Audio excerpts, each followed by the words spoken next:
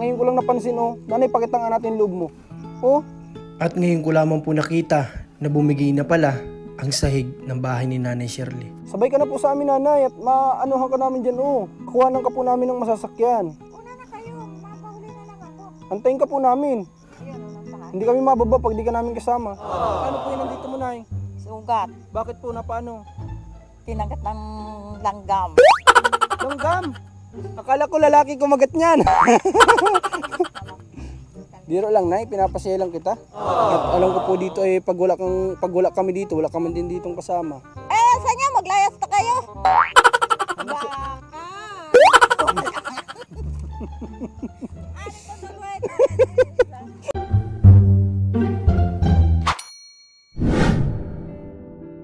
Mga kalingap, welcome back po sa ating munting channel. Ngayon po ay andito kami ni Rans Gomez Vlogs, kasama ko. Siyempre, ang lagi nating kasama rin. Bakit po tayo dito kay Nanay Shirley po? Kasi tingnan po natin kung naikabit na po yung binili natin na bubong niya. Kung naikabit na po ng kanyang mga kapatid. Check po natin. Tara. Dito ulit tayo. Buti na lang po mga kalingap. Ngayong araw, mula kahapon mula kagabi, maganda yung panahon mula kagabi, kahapon sobra talaga yung ulan, walang tigil. Pero mabuti na lang po, mula kagabi, maganda yung panahon. Kaya medyo tuyo yung daan dito.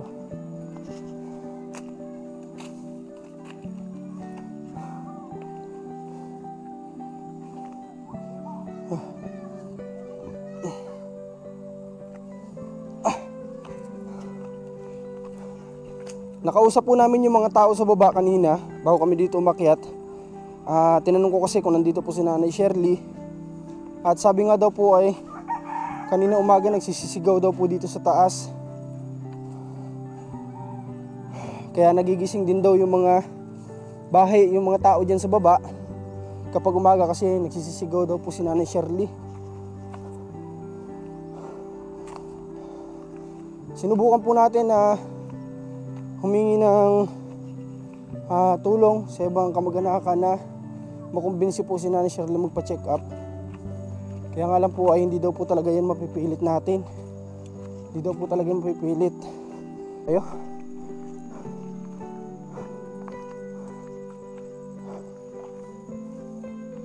Dito yung chinelas niyo. Ay, Nay! Nay Shirley! Nay! Kamusta po? Hindi pa pala naikabit yung bubong Hindi pa naikabit Nay! Nay Shirley! Kamusta? Hindi pa pala naikabit yung bubong?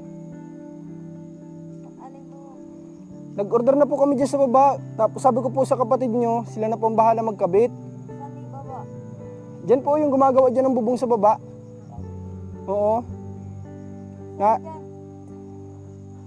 Diyan po nanay, pagbaba mo diyan sa baba nitong bundok mo, yung gumagawa po diyan ng bubong, ng pawid. Inorderan po kita doon ng 1,000 na piraso. Ay, 1,000, 100? 100 na piraso. Inorderan po kita ng 100 na piraso doon. Sabi po ng mga kapatid mo, sila nang bahala magkabit. Pagtutulong-tulungan na lang daw po nila itong ayusin. Nay, buksan natin pinto mo, Nay. Kamusta ka na po? Nagagagag na ako ay. Bakit po? Ba't ka po yung lalagnat, nanay?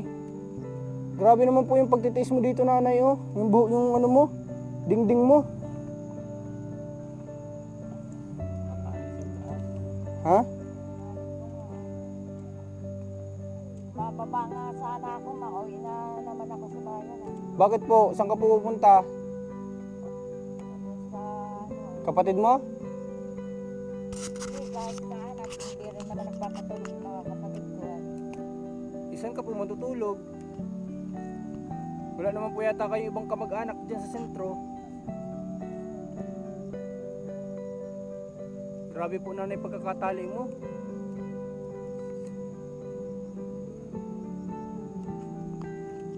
Mga kalingap, grabe yung pagtutiis po dito ni Nanay Shirley. Na kung tutuusin lang 2 bahay na po yung kanyang pwedeng tirahan noon pa. Yung pabahay dito nila Kuya Val. Yung pabahay po natin sa kanya na sila Mark na yung ngayon nakatira. Sa totoo lang po ang dami niyang pwedeng matirahan na maayos na tahanan, pero mas pinipili niya po dito sa sira-sira na bahay po na ito. Kaya nga po sabi ko, inisip ko na lang kung ano ba yung pwede natin may tulong pa. Kasi dito talaga yung gusto niya. Sabi ko nga po, yun, orderan ko po siya ng bubong. Ang sabi niya pawid na lang daw ang ilagay. So yun po yung ginawa natin, umorder tayo sa baba, nagpagawa tayo doon. At gagawin daw po ito ng kanyang mga kapatid. Tulong-tulong daw sila. Kaso nga lang, akala ko ngayon ay kabit na, pero wala po pala yung wala pa yung bubong, hindi pa naikabit.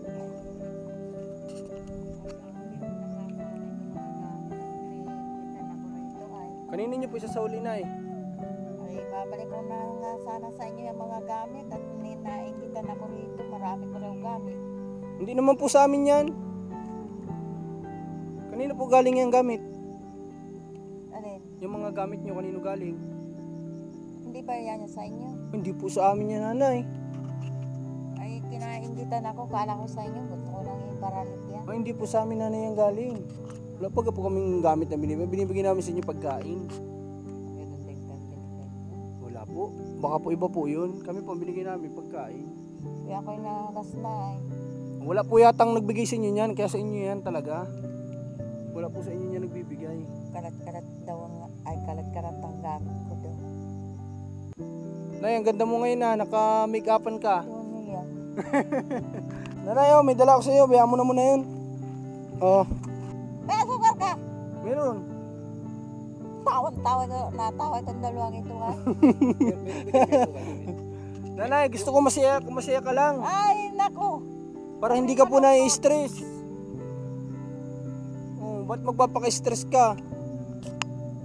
Ah, Ito ko nga layas na. Hindi makalayas.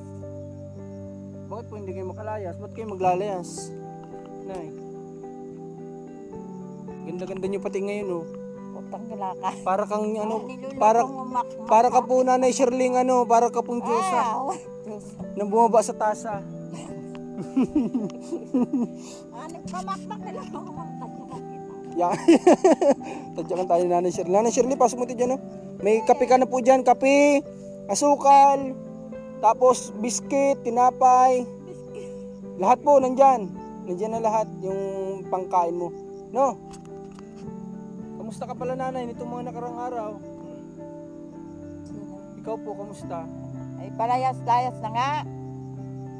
Na paano po yun nandito mo, nay? Sugat. Bakit po na paano? Tinagat ng langgam. Langgam! Akala ko lalaki kumagat niyan. Biro lang, nay, pinapasaya lang kita.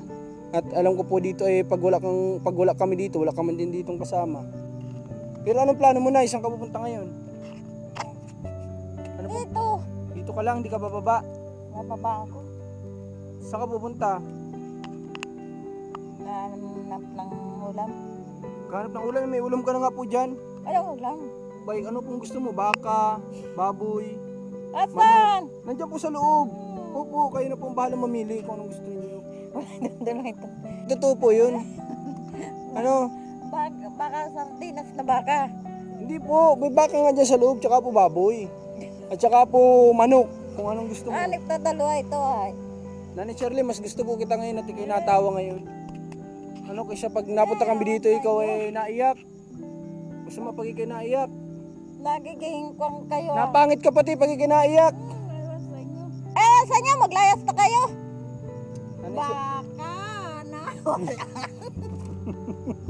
Ano pa dalawa ito? Nanay Shirley, sa'yo po ni Nanay Shirley yung kausap, mga kalingap. Hindi, pinapasya lang natin Nanay Shirley. Nanay Shirley, Ano mga? pupuntahan ko po ulit yung kapatid mo, sabihin ko nakahanda na yata yung bubong dyan. Pwede na nilang gawin po ito. Kailan? Tatanungin ko po yung kapatid nyo kung pwede na silang gumawa. Kasi akala ko nga po, sa totoo lang, akala ko naikabit na nila dito. Pag akit ko, nakita ko, wala pa pala. Ngayon, babalikan namin ni Rans. Kausapin namin sila. Ano po ang pangalan po ng kapatid nyo lalaki? Alin doon? Yung dalawa po. Si Kuya, ano po yun? Si Badong. Oo, tapos yung isa po, Isa naman ang naroon doon. dalawa po yung kapatid nyo dun ay, dalawa daw sila magtutulong gagawa nito. Dalawang kapatid nyo lalaki. Hindi kahit yun na lang. Siya nga po sila daw po ang gagawa, kaya nga lang po, akala ko nga nagawa na, pero hindi pa po pala. Kaya ngayon, babalikan namin para sabihan na nakaready na yung bubong. Para po hindi po ganito yung bubong nyo, tsaka dingding nyo. Pati po yung dingding nyo kasakop doon, gagawin po itong dingding ninyo na eh. Gagawin din po ito at sira-sira naman ang pubaga oh. Hindi naman na maganda oh. Sira na yung dingding mo. Gagawin na din po nila ito, dingding mo. Ay! Paano, gusto mo sabay ka na sa amin pababa? Si Nanay Shirley, sabi niya parang pinapaalis na nga daw siya dito. Eh, yun nga din po yung talaga sabi namin sa kanya noon pa. Ha? Ilagay mo na lang po muna dyan, wala man siguro makuha niyan. At sasabay na po natin si Nanay Shirley pababa. Kasi ano po natin siya sa mga kapatid niya. Ihatid po natin, o kaya pasakay natin. Ha? Sabay ka na po sa amin, Nanay, at maanuhan ka namin dyan oh. Makuhanan ka po namin ng masasakyan.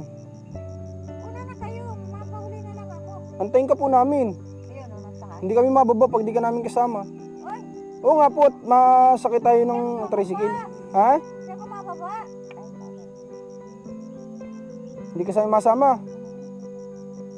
Tara na, sama ka na namin. Ay, hindi na muna. May lamok pati oh. Hindi na muna. Pero doon ka matutulog sa kapatid mo. Oo. Mga kalingap, doon natin si Nanay Shirley patulugin kasi po. Ngayon ko lang napansin oh. Nanay, pakita nga natin yung loob mo. Oh. Hindi, ayan. Umapunta na lang ako doon. Punta na lang niya ako doon. Oh, grabe po yung bahay niya, mga kalingap, bagsak na. Kaya ito pala, kung sakaling makausap natin yung may-ari at papayagan pa rin si Nanay Shirley dito, gibain na po natin to.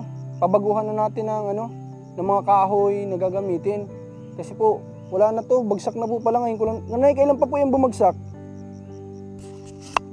Kailan po yan na ganyan? Hindi man yan ganyan ang pagbisita namin.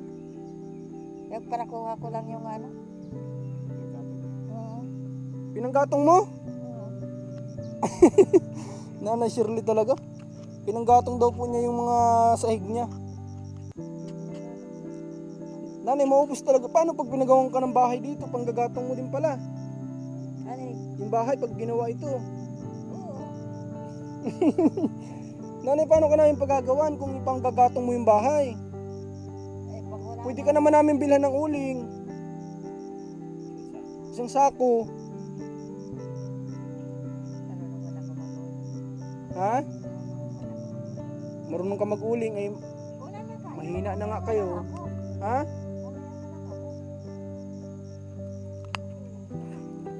Kawawa si Nanay Shirley dito, mga kalingap. Ayaw lang kaya ni Nanay Shirley sa atin magsunod ay.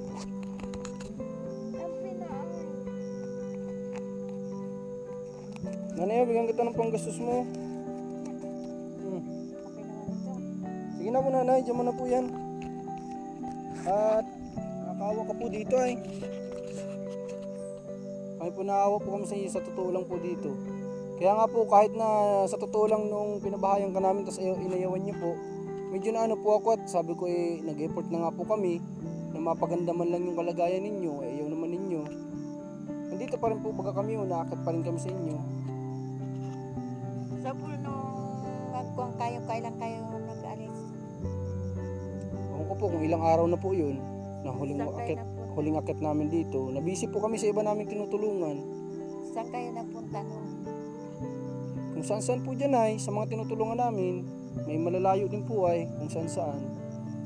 Kaya nga po, kahit na nahirapan man kami sa totoo lang mag-akyat, nagtsatsaga po kami at nahawa kami sa kalagayan nyo. Pero kayo naman, ayaw nyo naman sa amin makinig. Gusto nga namin mapabuti kayo, kayo naman, ayaw nyo naman. Mamaya na lang, mapunta ko doon. Mapunta ka dito. Bili ka po, Nanay, ng pagkain mo, ha? Oo. At ang nabili ko lang po dyan, mga biskit mo, mga tinapay mo, dilata. Pero kung ayaw mo man, panghalili mo na lang po yan, bili ka ng pagkain mo, isda, no? Magluto ka ulit, mahilig ka man magluto. Pero wag dito, doon na lang po sa kapatid mo. Doon na lang. Mamaya na lang. Papunta ka doon. Sige po, Nanay, ha? Titingnan kita doon mamaya kung nandun ka. Doon ka matulog po at hindi ka dito, kawawa ka po dito. Mamaya. Ha? Doon ka matutulog Oo. sa kapatid mo na isa, ha? Sige, pupuntahan kita doon kung nandun ka mamaya. Tatanungin po kita doon. Mamaya. Sige po nanay, ha? Mag-ingat ka dito. May barya ka pati oh, nahulog oh. Sayang po yan oh. Oh. Ay, wag ito dito, hindi man ito matubo dito. Yan lang nga ang pira ko ay. Oh, maigi po sana kung matubo itong 4 mo dito, magiging 100, hindi naman oh. Sige po nay, ha? Ito po mga kalingap, ang solusyon talaga dito natin kay nanay. Kaso pinanggagatong niya po kasi yung bahay ay. Ang maganda po nito, bigyan natin siya ng pangluto niya, gaya ng uling. Para na sa ganun hindi niya kinukuha yung pira-piraso ng kahoy ng bahay niya. Tapos kung makiusap tayo doon sa may-ari, makausap natin, doon na natin si nanay pagawan. Dito po banda kasi mas maganda dito. Tapos kung papayag po yung may-ari, kasi to habang ginagawa yun, wag na natin ito munang gibain para may matulog, may mapagpahingahan din yung gumagawa kung gusto nila dito magsilong. Tapos po kapag nagawa, tsaka po natin ito ipagiba. Kasi wala na po talaga to. Sira na po talaga. Hindi na po ito matutulugan. Kaya nga sabi ko kay Nanay Shirley, sumama po siya sa atin dun sa kapatid niya, ihatid natin. Kasi kawawa po siya dito. Huwag po natin hayaan siya dito na matulog. Wow po. Nanay, may tanong pa pala ako Nanay Shirley. Dito ka ba natutulog nitong mga nakarang araw? Oo. Grabe naman. Paano ka po dito nakakatulog na? Giba na yung sahig mo. O sige po Nay ha. Titingnan kita doon mamaya. Dapat nandun ka po sa kapatid mo. Tara na po mga kalingap. Punta na kami. Sige po Nay. Ingat kayo pagbaba. Mga kalingap, bababa na po tayo. At ngayong araw po, pagbisita natin ka na Shirley. Ayan, akala ko lang po talaga nagawa na. Mabuti na lang din po pala, hindi rin naggawa yung mga kapatid kasi hindi rin nga naman talaga may kakabit po yung bubong. Kasi napansin namin, ang mga kahoy, sira-sira na, yung sahig bagsak na, lahat po talaga palitan na. Kaya kausapin natin mamaya yung kanyang mga kapatid na tulungan na lang po tayo, tulungan na lang kasi para sa kapatid din naman po nila yan na may ano natin, magawa ng bago. Pero bago natin yun simulan, pupunta tayo sa may-ari ng lupa, alamin natin kung sino po. So yung mga kalingap, thank you so much. Siyempre sa ating cameraman Rans Gomez Vlogs, Commander ni Marcos, suportahan niyo po siya at ang kanyang Facebook page na Alma Vlogs at siyempre Marcos TV Channel. Ang aking pong Facebook page na Marcos TV Channel din po. Sana suportahan niyo po kami. At nang sa ganon, marami pa po tayong matulungan. So thank you so much po. Suportahan niyo ang buong Team Kalingap na binuo po ng ating ama sa paglingap na si Kuya Val Santos Matubang. God bless po mga Kalingap. God bless po. Salamat.